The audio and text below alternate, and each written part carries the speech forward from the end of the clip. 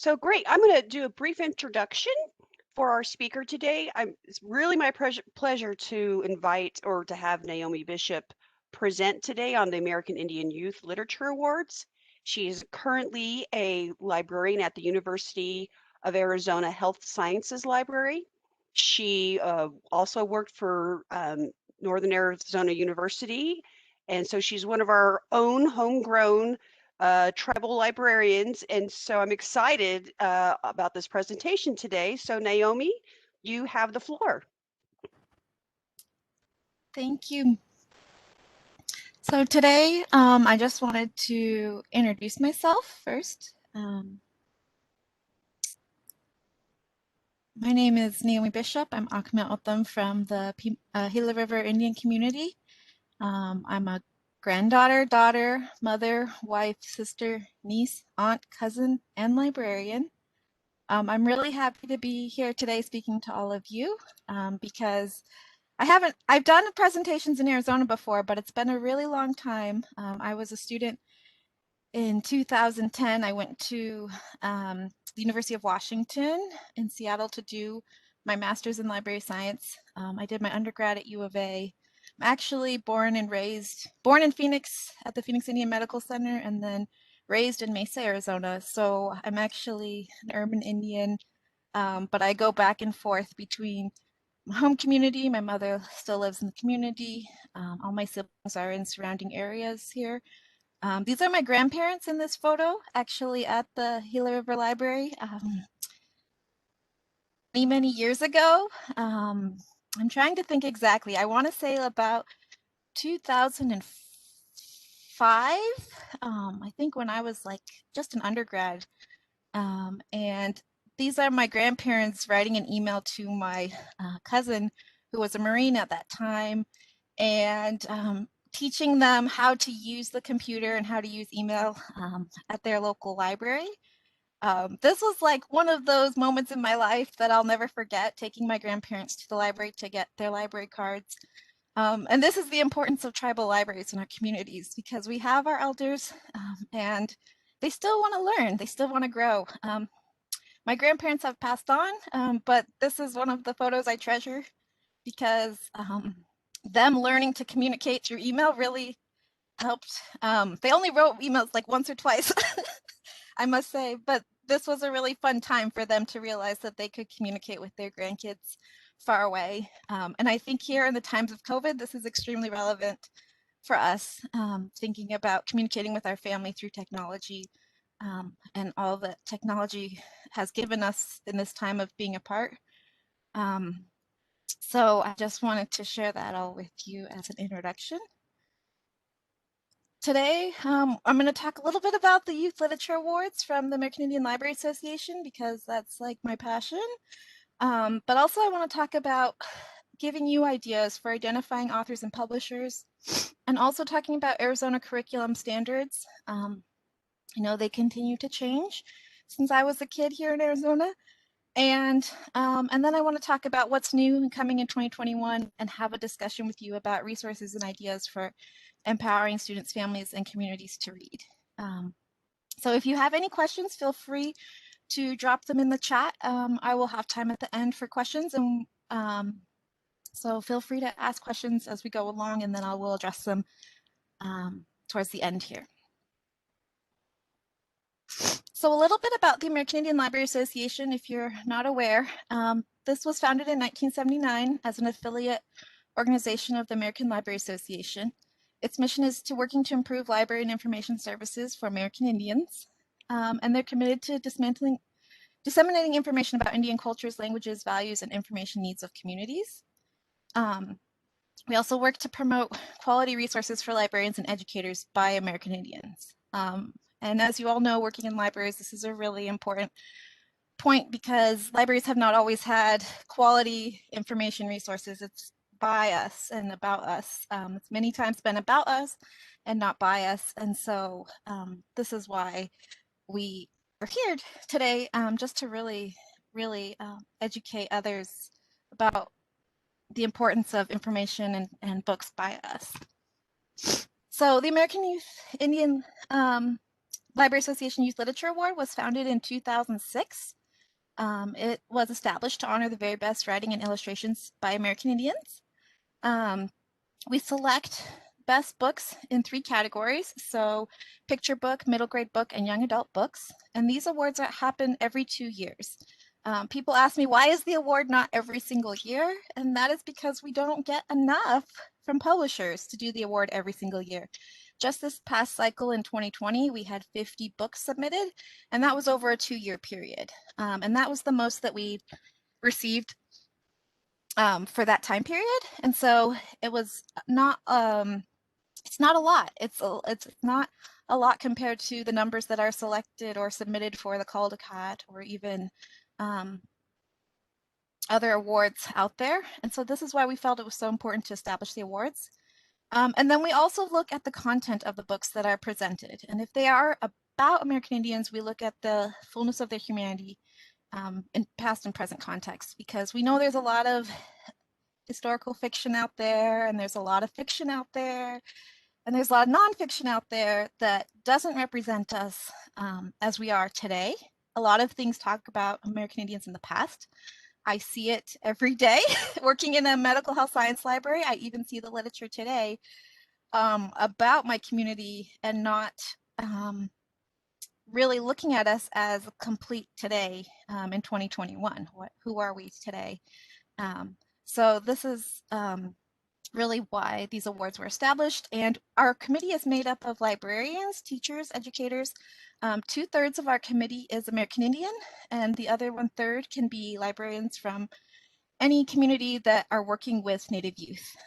It's kind of broad that way because we do like to have public librarians and school librarians join us. But we want to make sure that you have an understanding of working with Native youth and understand our criteria and what we are looking for in the best books. So a little bit about the awards. They are every 2 years. So right now we are in a cycle from 2020 to 2022, looking for books published in these last, it's actually 3 years that we're looking at. So should actually say 2019, 2020, 2021. So I gotta edit that.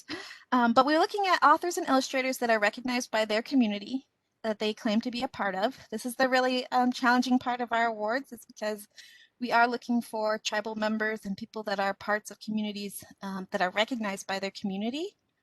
The books are published within the last 3 years that the awards were given, and then they'd be nominated by anyone. So publishers, librarians, authors, illustrators, people can send us names of books, even if they're self-published, that they've created to our jury, and then we will read them and announce them. And in 2020, this was actually a very significant year last year because we were a part of the Youth Media Awards for the very first time. We've had the awards since 2006, but finally, with lots of advocacy, AILA allowed us to be a part of the Youth Media Awards, along with the APALA, so the Asian Youth Literature Awards and the Jewish Children's Book Awards. And so that was a really significant point in adding us to be a part of the YMAs. So how can you critically evaluate books? I know there's lots and lots of different opinions. And so these are some tips that I have. I know folks that have other criteria that they look at. I'm not going to go through the whole awards criteria because it is on our website and you can read specifically what we're looking for. But a couple of tips for librarians to read Debbie Reese's blog, American Children's Literature, and follow that. Debbie was one of those people that really inspired me to get involved with AILA and to get involved with the book awards because there's not a lot of people doing that work, not a lot of people advocating for our kids. And as an educator, Debbie's just really done a really amazing work, just really getting the attention and focus from educators and librarians to look at the content, not just what is this book, but look at the content and see, is it helpful or is it harmful for our kids? We look at the connections of people to their community. So people say, how do you do this? I talk to a lot of people. We ask around. We also ask the publishers to send us a biographical statement. And so in that, we ask the publishers to either write it themselves or tell us a little bit about that author and what their connection is to the community. And then we also look at the book. Does it have stereotypes or untruths? This is something really easy that you can do for your books. You can just look and see, is there something in here that is harmful? Is there something in here that is not true? This happens a lot. I know I've reviewed and read many books that were set in Arizona that are talking about Indian people. One specifically that came out, it was a YA teen romance called Unhooked. It's actually on Debbie's blog. It's from years ago. And it was about my community, and it was talking about a girl who was from Gila River, and she went to school in Ahwatukee, and she became part of the golf team. So I read the whole book and did a review on it, but basically what it came down to was the book had a lot of false information in it. It was saying that the Pima believed this and that, and I wrote to the publisher. I said, this book is not true. They said, well, the author had somebody read it and they said it was okay. And I said, well, I'm from the community. Did you have the children of the community read this book? And they said no. And I said, well, I would really, I mean, it was an okay book, but you have a lot of things in here about us that aren't even true. And people that think that we live in teepees or wear certain things, that's not what people in the desert wear. That's not how people in the desert live. And so that's one thing that's really stands out to me when I read a book about Native people. Is it set in the right setting? Is it in the right context of who people are? We live in houses. We don't live in the past. There are ruins around in the Phoenix area. You can go see the dwellings of the past and what they look like and things, but I really ask people to examine those truths and untruths in books.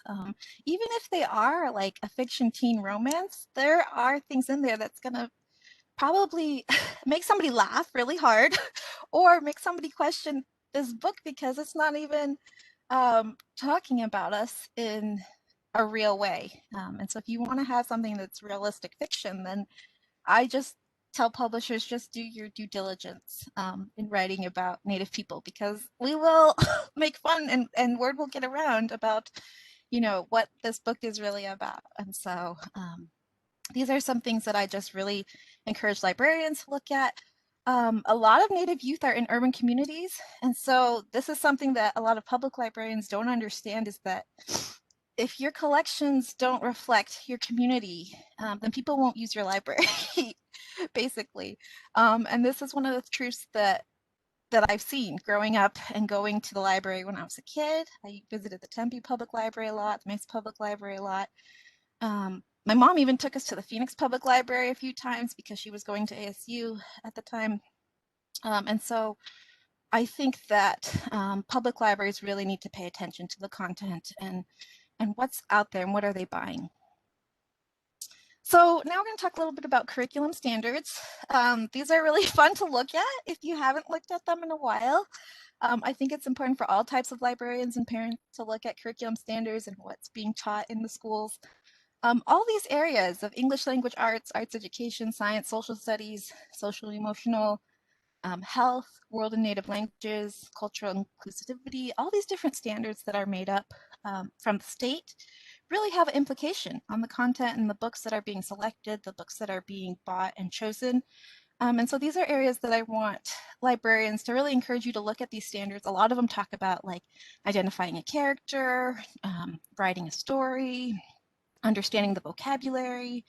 And so I want to think about these standards in the context of all these tribal nations. And so that's something that I don't think the state really does a good job of looking at in a context of not just one community, but the whole entire state. And here on the right, I actually have drawings from when I was at NAU. We would put at the Cultural Center, they would have these great events and they would put paper, butcher paper on the tables and then have the students draw and share drawings of their community and where they're from.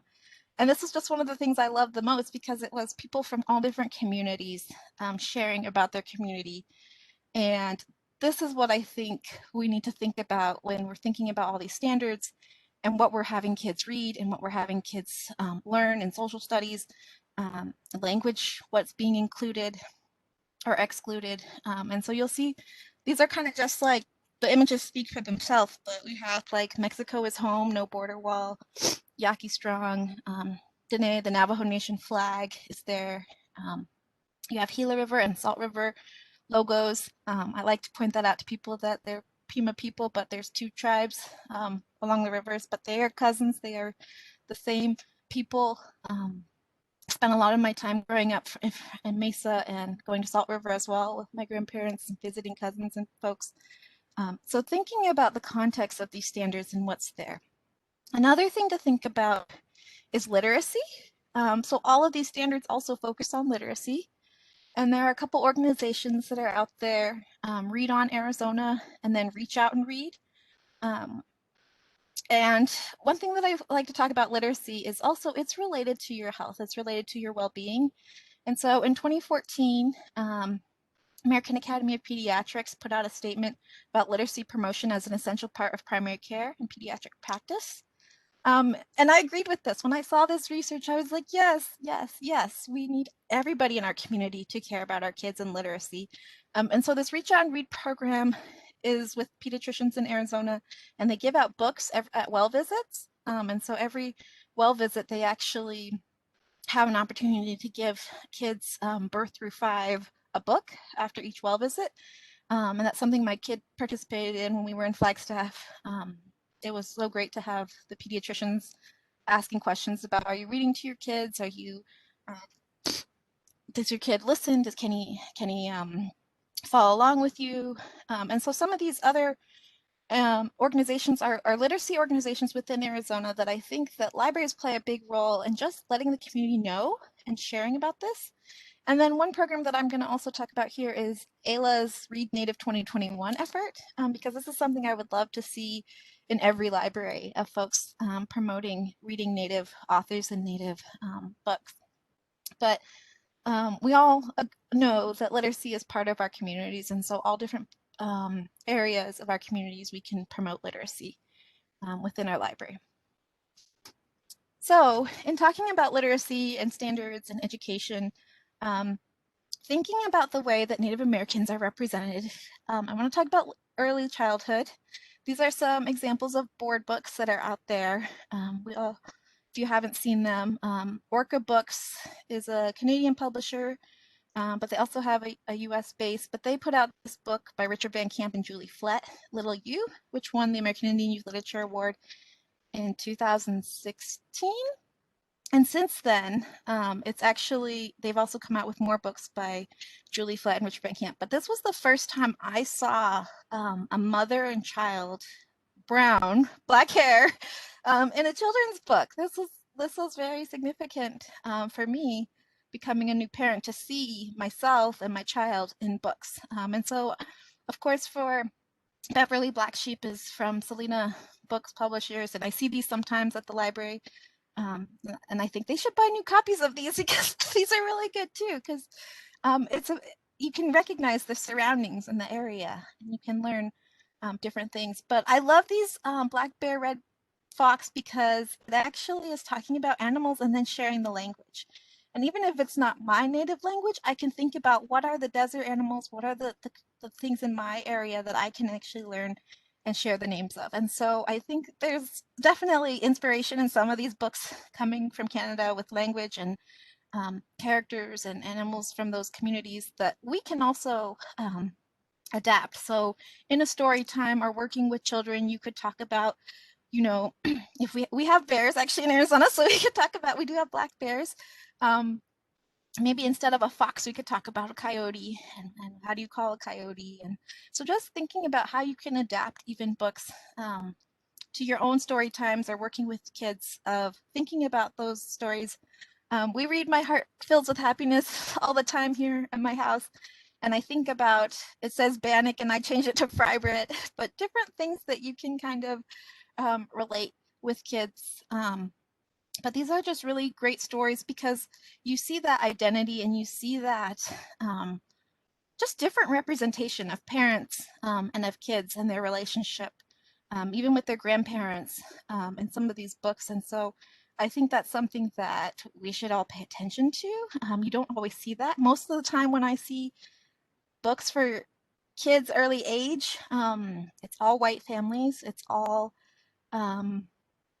nobody that looks like me, nobody that's Native. I was going to say there is a book, a new one from Orca Books from that I should have included in here, that is photography actually of all Native mothers and their children. And I love that book as well. But I would love to see these books in the library because they are so important and they help new families kind of connect with their children and build those bonds and love for early literacy. Like I think these early board books that we read over and over again really connect with our kids. And if they can see themselves in the pictures, that's like a huge positive. Or they can see us in it too. So my son actually is, my husband is white. And so my son is actually not able to be a tribal member right now, but he sees his mom in these books too. Like he'll read them and he'll say, "Mom, mom, mom," and he identifies with the moms in the books because the mom looks like his mom. And so I think that's something that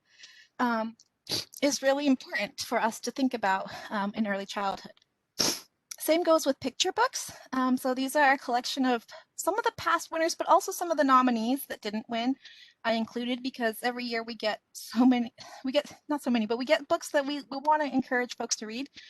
I think some of these you may be familiar with, Fall in Line, Holden, or Celebrate My Hopi Corn. But there's also other books. A Day with Hoo Hoo was a self-published book in Otham that I found at the Tucson Festival of Books some years ago. There's some from Hawaii that I've included here, and Alaska, I think, and some from the Northwest. For kids in Arizona who grow up without snow or without an ocean, it's really nice to kind of introduce other places to them through books. And so these are some of our favorites to think about. But these are all written by Native authors, illustrated by Native illustrators, and really things that you can identify with. Here are some more recent AILA Youth Literature Award winners. Becoming Miss Navajo is actually a 2020 book from Selena Bookshelf up in Flagstaff. So that might be in our new awards nominees. And then Johnny's Pheasant is really funny. That's from Minnesota Historical Society Press. That is a 2020 book as well. But these are some of our great reads. I know Fry Bread everybody's familiar with, but a couple of others that you may not have in your collection: At the Mountain's Base, Birdsong, and We Are Grateful. I really love Birdsong because it's a relationship with an elderly woman, and so it reminds me of my grandma, but also my neighbor growing up who was named Naomi. That's how I got my name, from my next door neighbor. But it talks about this little girl visiting her neighbor and talking to her, and then her neighbor actually does pass away. And so it's a really sweet book of relationship with a young girl and her neighbor. Ravens Makes the Aleutians is really beautiful story from Alaska about how the islands were formed. And so any of these books would be things that I would want to pick up as a parent or a teacher and introduce to my class, introduce to my child in a really fun way. And I think the illustrations are really something that are different because it's about people or it's about real life stories that kids can identify with. I think that's why everybody loves Fry Bread so much, is because you can identify with cooking with a grandparent or a parent and making some bread. STEM books are really important, especially here in Arizona, I think. And I try to focus. I mean, Salmon Boy is Michaela Goade's first award-winning book, I like to say. But just the story of the salmon and how it brought life to people, I think that's a really important tale. Even if we live here in the desert, I think it still shares the story of how water was life. And we actually had rivers here, and we did have places where in our traditions and our ways, in Otham ways, like the river and the water were very, very important to our way of life. Mission to Space, for all of those watching the NASA Launch to Mars. This is John Harrington's story of how he became an astronaut. This one is one of my son's favorites as well. Just telling you the story of how John Harrington became an astronaut and his interest in rockets, and how his tribe, actually his community was there when it was launched. They gave a blanket to NASA from the Chickasaw Nation. I love this one because of the language, because it actually has the language interwoven in the book. And so kids are learning vocabulary.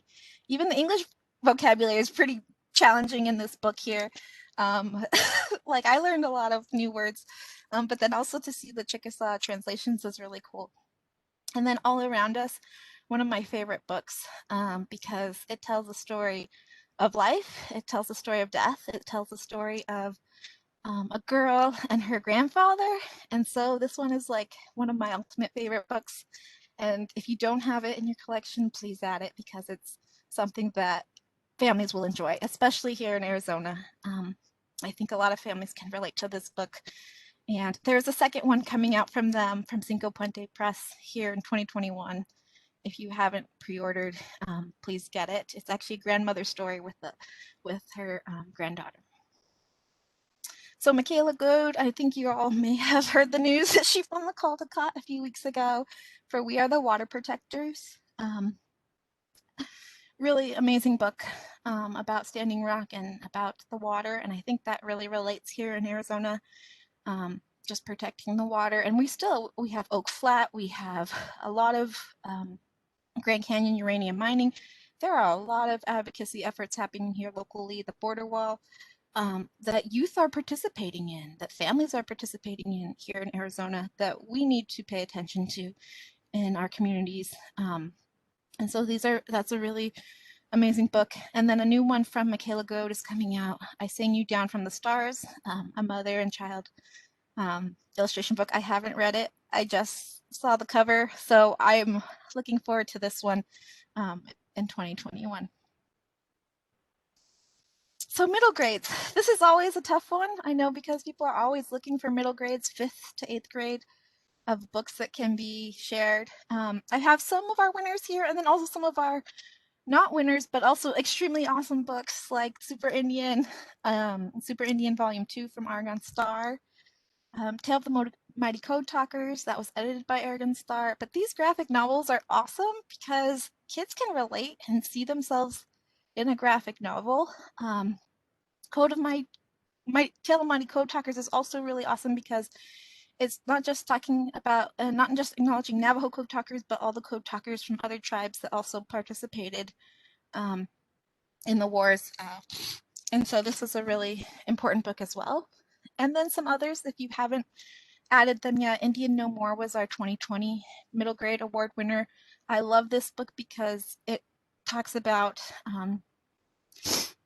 a girl who was, her reservation taken from her reservation was, they were sending people off to the city. They were getting rid of the reservation. And it's really relatable to a lot of people whose family histories were that they moved to the city. Actually, my grandfather moved to San Francisco with his wife and his kids for many years when my mother was little. She was born here in Arizona in Sackatoon, and then moved to San Francisco when she was a little kid, part of that relocation movement, and grew up for some years in San Francisco, and then moved back to Arizona later on. But this is a really, really important book for the middle grade readers to understand about relocation, but also just seeing it through kids' eyes of what it may have been like for children. Charlene William McManus passed away, but Tracy Sorrell took over the project and completed the book and published it with Lee and Low Press. And it's just a beautiful book. I think it's really important for urban communities and rural communities to understand this history that is based off of. I can make this promise if you haven't seen it or read it. I really recommend it. Christine Day also has a new book out here, but it's beautiful, taking place in the Northwest. And this one actually addresses adoption and also a lot of ICWA movement, and so in a way that kids can relate to. So a young girl that is trying to find her roots, her family history, and she finds it through some letters. And so if you haven't read or shared this one, it's a really beautiful book. And then The Grizzly Mother we had to throw in for fun. It's part graphic novel, part nonfiction about a grizzly bear. This one's from Canada as well, but I think just the things that are about that are fun for kids to learn. I think those are really things that they relate with. A couple of others, In the Footsteps of Crazy Horse is a few years older, but it's excellent. Talks about a little boy on a road trip with his grandpa to visit the Crazy Horse memorials and different parts of their history. And so I really enjoy that book because it's talking about a present day kid who goes and is on a road trip with his grandpa and thinking about being in the footsteps of Crazy Horse. If you haven't read or pushed this one out for middle graders, it's excellent. And then let's say is a new one, 2020 from Louise Erdrich. And if you haven't picked up this one, it's getting a lot of press. It's probably going to be part of our 2022 selections. I don't know yet. We don't know yet, but it looks amazing. So if your library hasn't picked it up yet, it's a great, I don't know what to say. I don't want to say too much because we haven't done our awards yet, but I see it as being a possibility for middle grade. A couple others.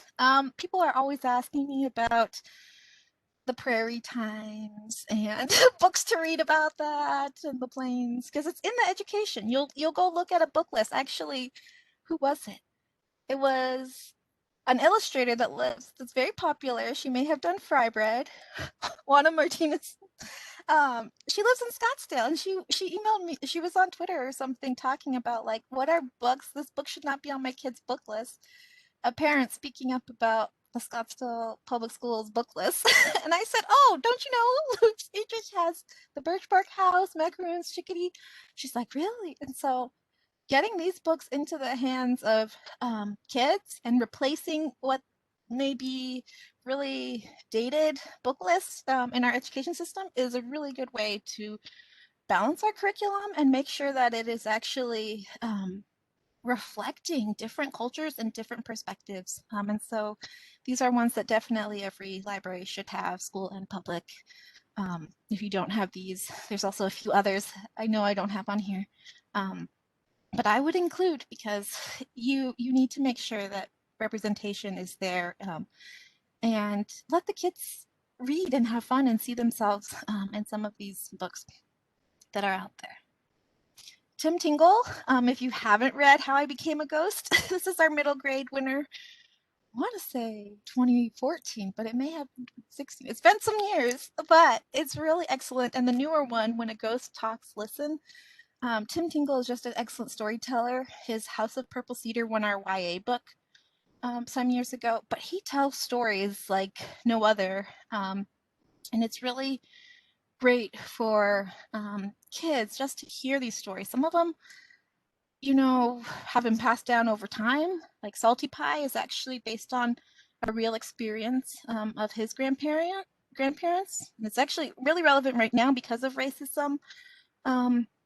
It's been relevant for a long time, but it really talks about a story, you know, a racist experience that the child's grandmother had, and how you can share those experiences with your family and talk about them, and the pain that was there, and moving forward. How I Became a Ghost is one of my favorites, like middle graders. It's really mysterious, but also very, very good because it is also talking about the Trail of Tears. It's talking about the history in a way maybe that kids can relate to, but also that kids can talk about and address. So these are all of Tim Tingle's. There's also a new one in this No Name, No More series that has just come out. So if you don't have Tim Tingle on your shelves, I would add him as a really great one for, basically he has children books, middle grade books, and then the YA House of Cedar Purple that are out there. More young adult books. We always need more young adult books. The Marrow Thieves was a winner that everybody loves and talks about continuously everywhere. If you haven't read it, basically, it reminded me some of the Hunger Games, but better, in a way that I can't explain the stories. But if you haven't read it or shared it with a young adult, I think they would really enjoy it. The Firestarters definitely talks about racism and the police. something really relevant here today in our communities. This book is from Canada, but it addresses, a white boy who does something wrong and isn't punished, and an Indian boy who is. And so really great for youth. Strangers is from Canada. There's a series there, very mysterious. And then some of our newer winners. Surviving the City is a graphic novel. Apple in the Middle is great for high school. It talks about a high school girl who actually goes to visit her family in North Dakota. And she's a high school student from Minnesota. So kind of that urban raised Indian girl who goes back to the reservation. It's really funny. Lots of parts were relatable for me to read about her experiences with family members on the reservation in her community.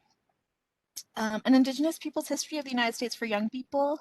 Debbie Reese and Jean Mendoza have done an excellent job putting history in the hands of kids that they can understand and relate to. I think it's a really important educational piece that we should have in all of our libraries.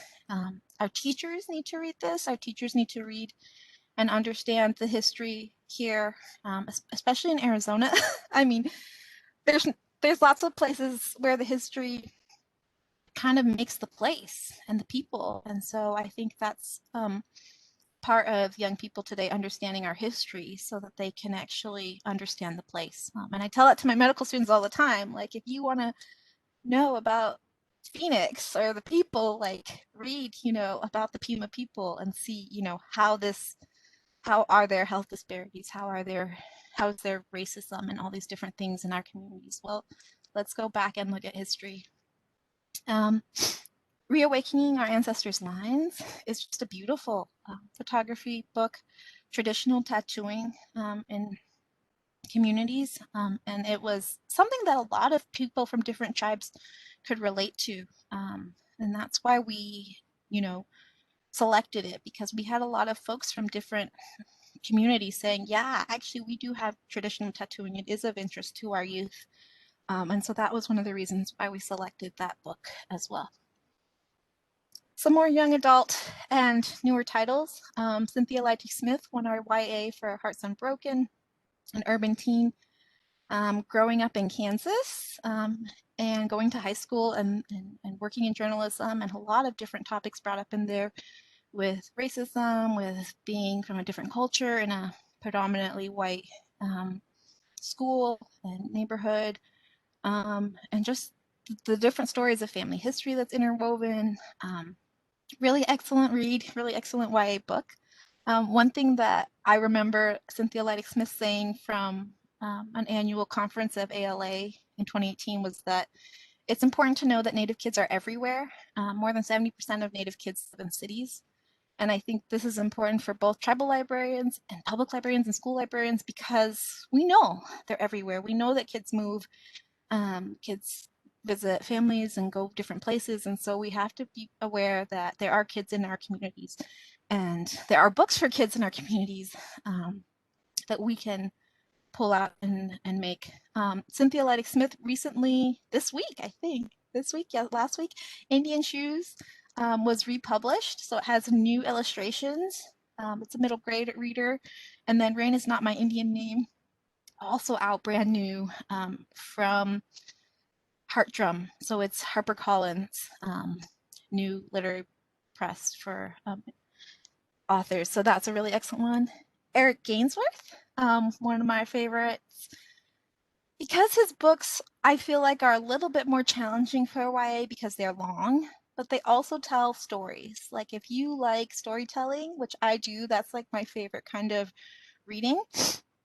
Both of his If I Ever Get Out of Here, Give Me Some Truth, and his new memoir, Apple Skin to the Core, are just stories told, kind of like Tim Tingle in a way, but just very, very much story after story.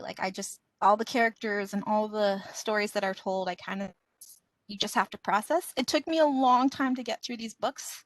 I'm not a fast reader, and I know there's not a lot of fast readers, but I was satisfied when I got to the end. And so that's my favorite thing, is when even if it's a long story. Like I think about my grandparents just talking and talking and talking to me. Even if it's a long story, when I get to the end of the story, if it was a good, satisfying ending, I actually am happy with the book. And so that's why I like his writing and his books. And it's also funny things, like the things that he brings up about kids can relate to. Anyway, here's ARIGON STARR again with more Indigenous comic collections.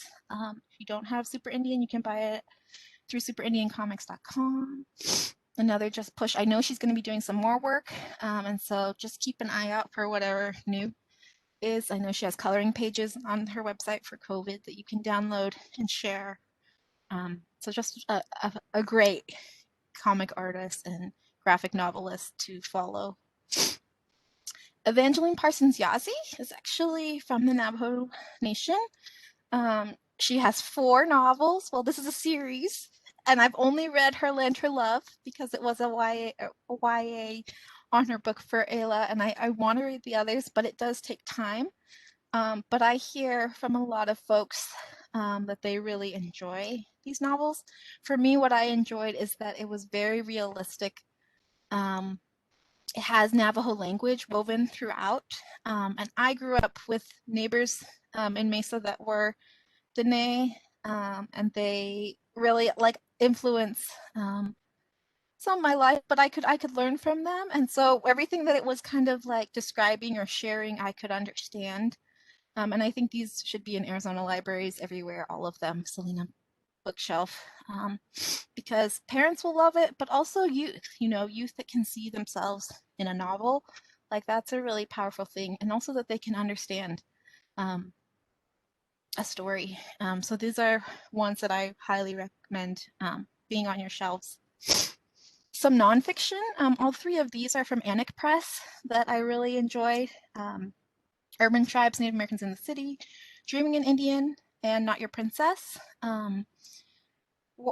AILA Youth Literature Award winners. These are contemporary voices. These are great because it's like youth today sharing their art and their poetry and their stories through these books. And so if you do not have these, I would highly recommend adding them to your collection, sharing them. Middle grade all the way up through YA. These are appropriate for. 7th Generation has a series of Native elders, Native athletes, Native defenders of the environment. Was one that won an AILA award some years ago. And I think they've been updated, some of them, because there's always Native elders and Native defenders of our environment that are out there, activists and athletes. And so these are excellent to add to your collection. I think even if there's not like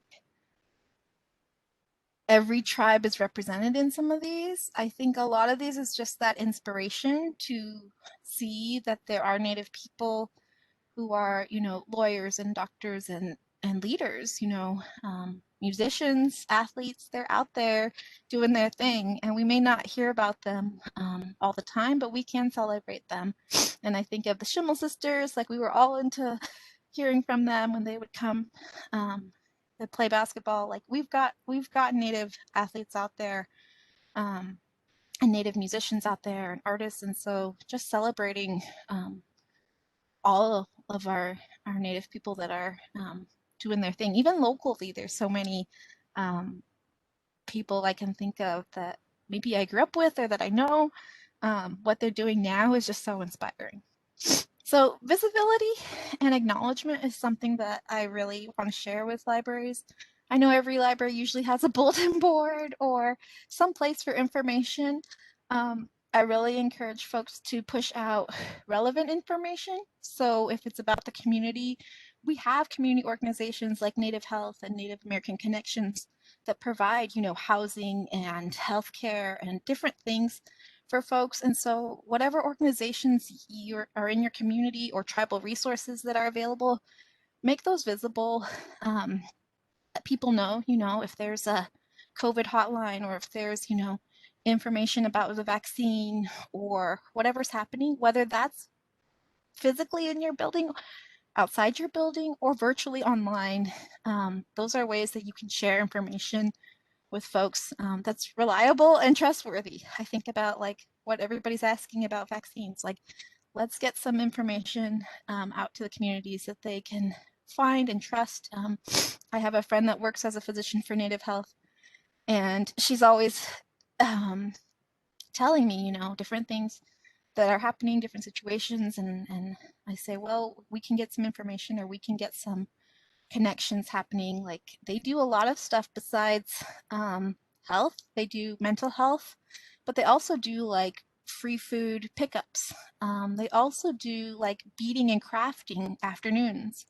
And so even just sharing what other community organizations are doing, if it is an activity that relates to that community, you can share or do your own, host your own events. So that's one thing I love seeing in these COVID times, is that people are doing online story times and events that maybe weren't possible or maybe weren't the focus before COVID.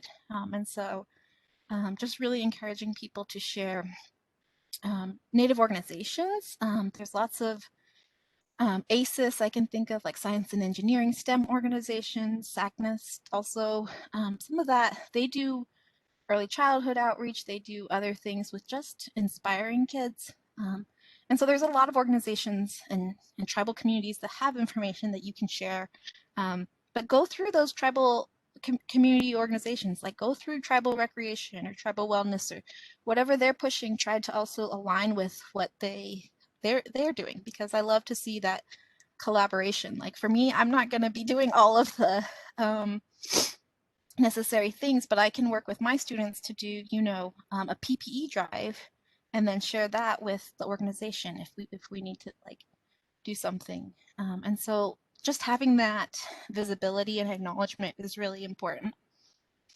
And this was a board from my library that we did on the homelands of Arizona, and I always put that up for the new students to see how many different communities there are in Arizona, because people don't really know. Maybe they know Hopi or Navajo, or maybe they know, you know, O'odham, Tohono O'odham if they're in Tucson, but they don't actually see that across the state there are so many tribal nations represented here. So why does all this matter?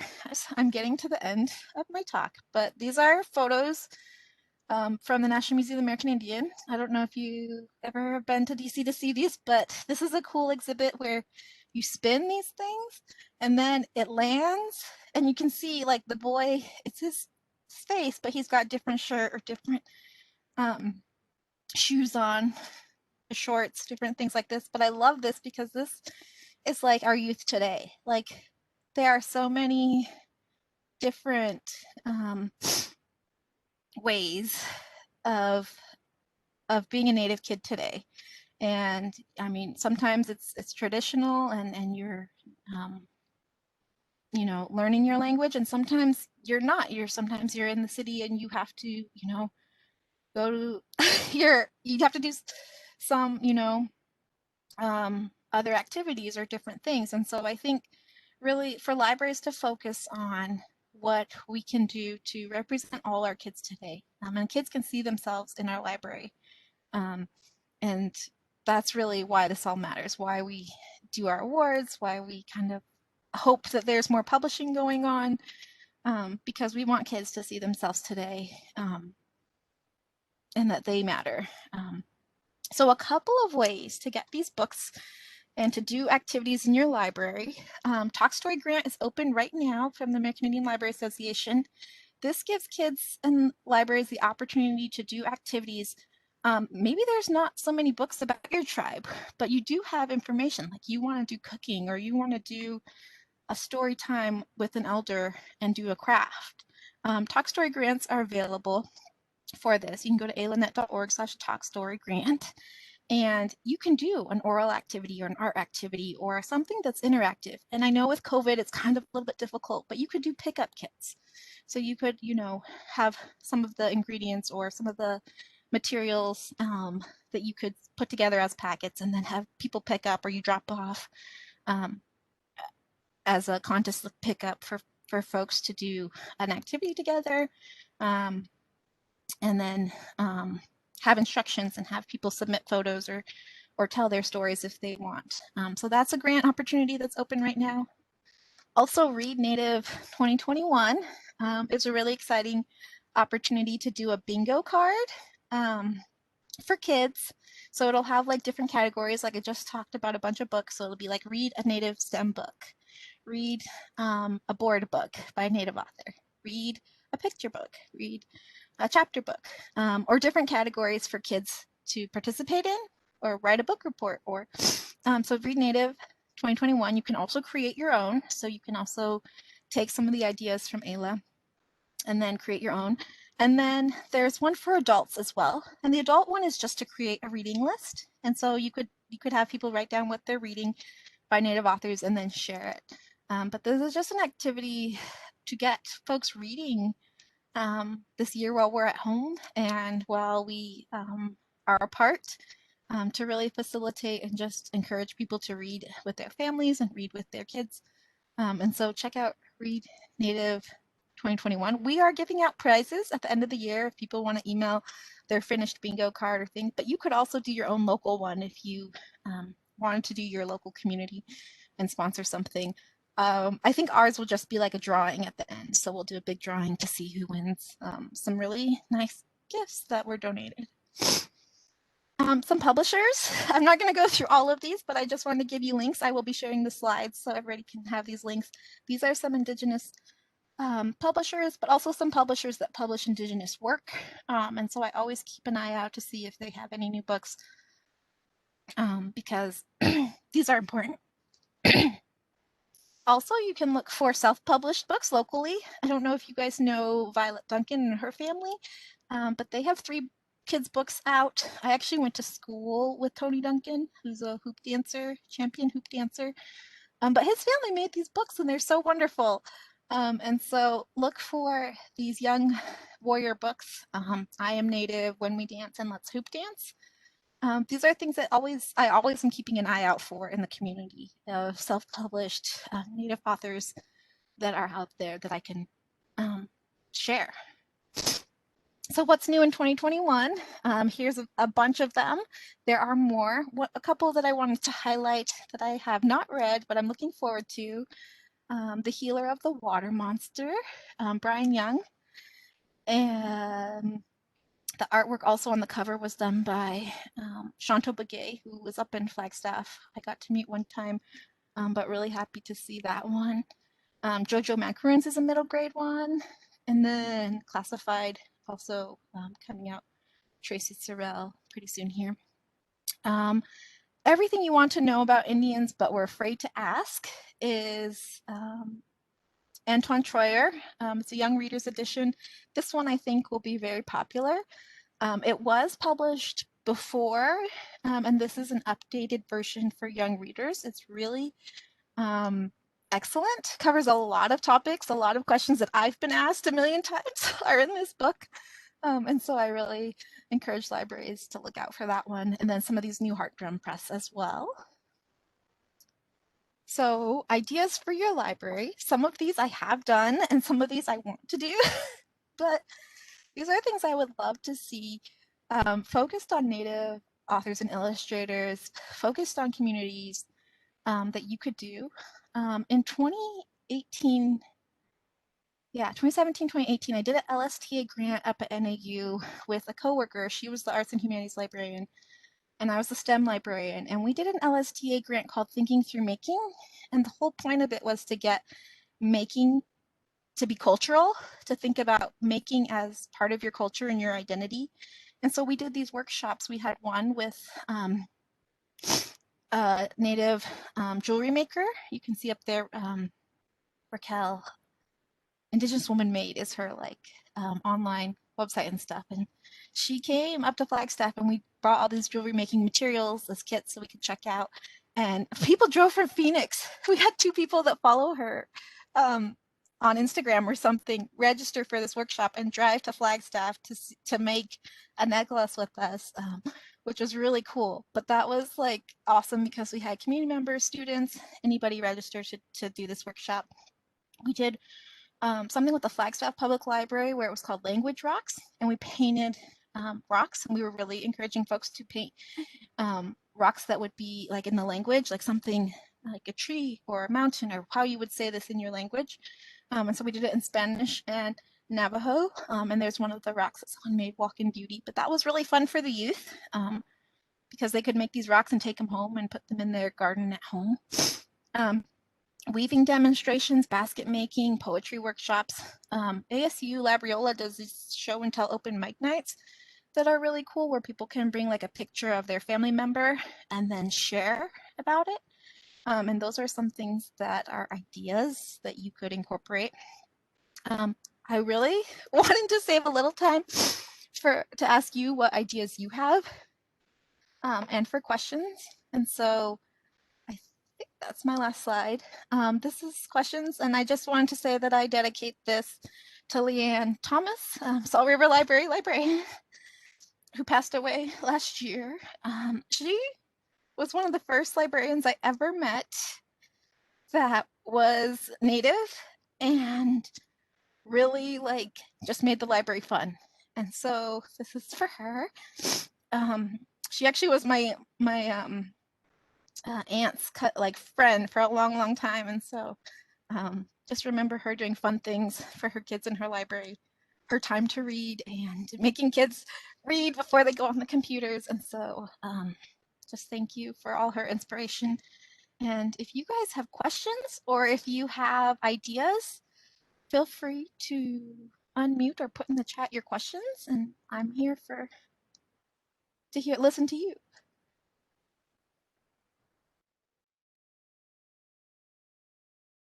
While we're waiting, I just wanted to let the group know, if you haven't been to the Drumbeat store, it's on 16th Street, north of Indian School.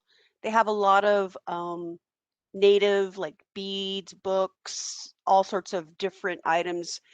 You might want to check it out to see if you want to do some programming. They might have some materials that you could use. And then just a quick reminder about Reading Arizona. We've got a lot of Native American books about Arizona that you can get online. And then I think, Patricia, are you doing the AZLA? I think they're doing a book discussion at the end of February. Yeah, she is. And I think they'll be sending something out. So you probably want to just keep an eye out for that. I think it's on the history of the Navajo. That's the topic.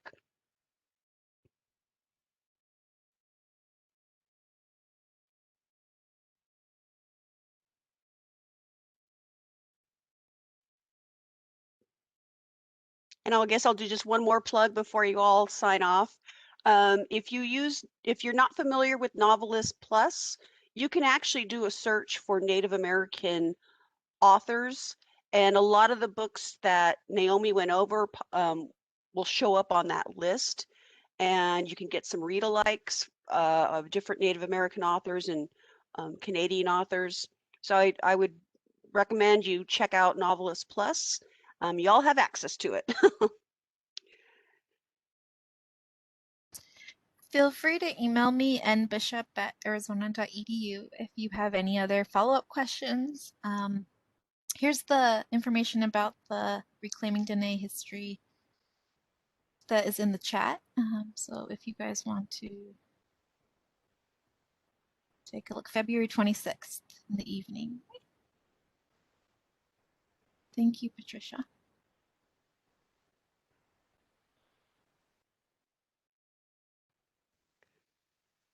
Well, thank you everyone for attending this session.